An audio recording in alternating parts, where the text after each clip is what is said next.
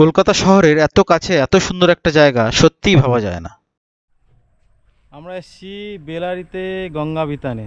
দারুণ একটা প্রপার্টি, এখানে বুকিং করে আসতে পারেন, ডিটেলস দিয়ে দেবো। কলকাতা থেকে মাত্র 1.5 থেকে 2 ঘন্টা দূরত্বে এই বেলারি। মডার্ন অ্যামেনিটিসের সাথে বায়োডাইভার্সিটি, অদ্ভুত এই জায়গা।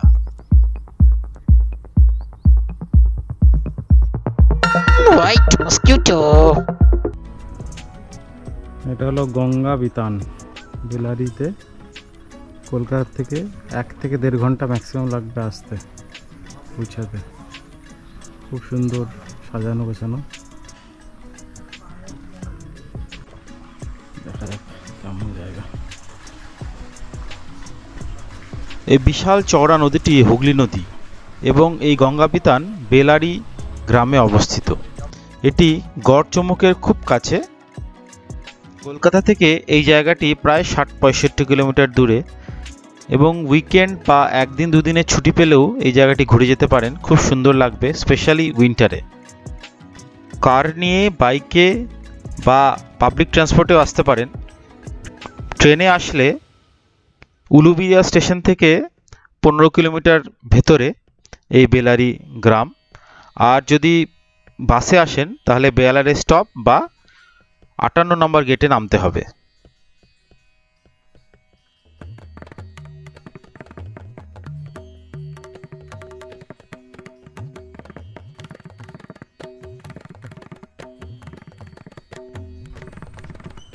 এই যে এটা হচ্ছে গঙ্গা বিতান। খুব সুন্দর জায়গা, দারুণ জায়গা। এই সাদা ঘরটাতে আমরা থাকবো। সূর্য প্রায় অস্ত যাবে এখন।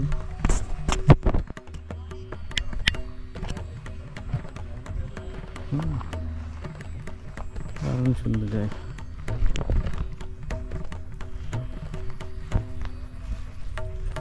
এখনই দেখতে পাচ্ছি।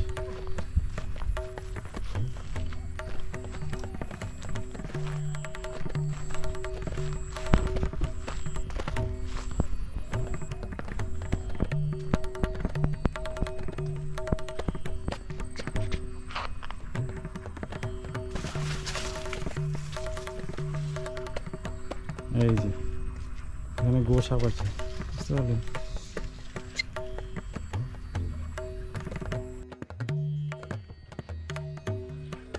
আমরা আজকে এসেছি বেলারিতে। কলকাতা থেকে প্রায় 1-1.5 ঘন্টা ডিস্টেন্স হবে, বাইকে এসেছি। তো খুব সুন্দর, একদম প্রকৃতির মধ্যে, দারুণ, একদম পাশেই। আর ছোট ছোট কটেজ টাইপের করা, সাথে কিচেন আছে, খাওয়া দাওয়ার ব্যবস্থা আছে, সব আপনারা নিজেরা রান্না করতে পারেন।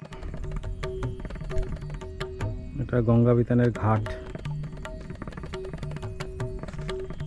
সুন্দর।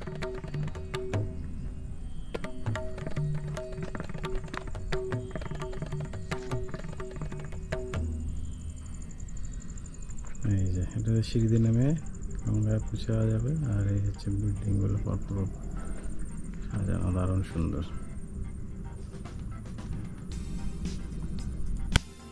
গঙ্গার ধারে কাঁকড়া হবে, কাঁকড়া, কেঁকড়া ম্যান, দা কেঁকড়া ম্যান। এটা অনেক কাঁকড়া আছে রে। এই দেখ, এই দেখ, এই দেখ, একটা দুটো না, অনেকগুলো আছে বাবা।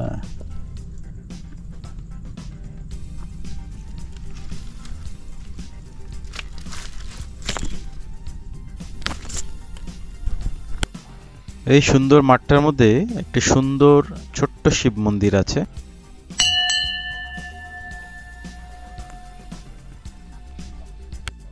দারুণ সুন্দর এই জায়গাটি, একদম সবুজ এবং নেচারের কোলে। এবং যাদের কাছে সময় কম বা খুব অল্প সময় ঘুরে যেতে চান তাদের জন্য এই জায়গাটা একদম আইডিয়াল। এত সুন্দর, কলকাতার এত কাছে এবং এত সুন্দর ট্রান্সপোর্টেশন ফ্যাসিলিটি আছে যে ইজিলি এখানে আসা যায় এবং এনজয় করা যায়।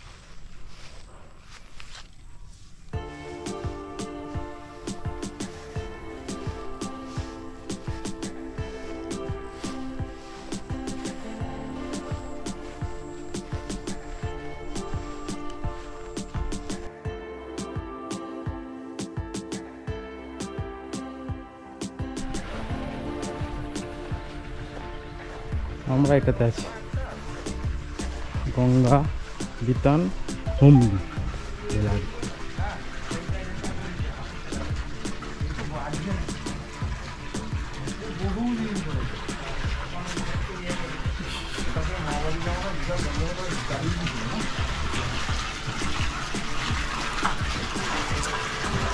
ছোটোখাটো সুইমিং পুল আছে এখানটায়, বিল্ডিংটাও ছোটোখাটো সুন্দর দারুণ। এখানে আপনি পুরোটা ভাড়া নিতে পারেন, আবার ইন্ডিভিজুয়ালি ব্যবসা হতে পারে। সুইমিং পুল, ছোটো সুইমিং পুল। আমরা যে কটেজ বা ভিলাটি বুক করেছি এখানে, তার ভাড়া মোটামুটি 7,500 টাকা। রুম আর আছে, এই ফুডিং নিলে পার হেড 800 টাকা করে দিতে হবে। সেখানে স্ন্যাক্স, ডিনার এবং পরের দিনের ব্রেকফাস্ট ইনক্লুডেড। না হলে 2400 টাকা per head including stay and fooding. তবে এটা নেগোশিয়েট করতে পারেন, যদি কমে পাওয়া যায় তাহলে ভালো।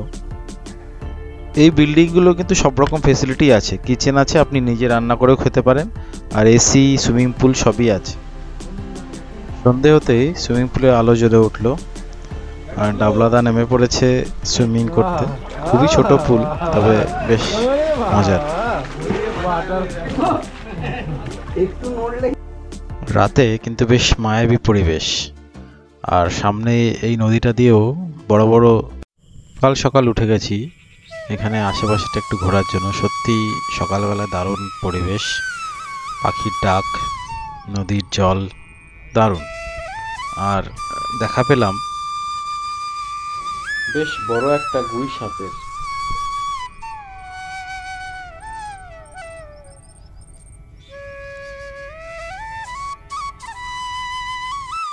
ফ্যামিলি বা বন্ধুবান্ধব নিয়ে ঘুরে আসুন বেলিয়ারের এই গঙ্গা পিতানে। সত্যিই সুন্দর জায়গা, এবং যাদের সময়ের সত্যিই অভাব বা ম্যানেজ করতে পারছেন না, তাদের জন্য একবেলা বা একদিনের জন্য সত্যিই এটা একটি ভালো ডেস্টিনেশন, কলকাতার খুব কাছে। সঙ্গে থাকুন আমাদের ইউটিউব চ্যানেল হোয়াইট মসকিউটোর সাথে। ধন্যবাদ।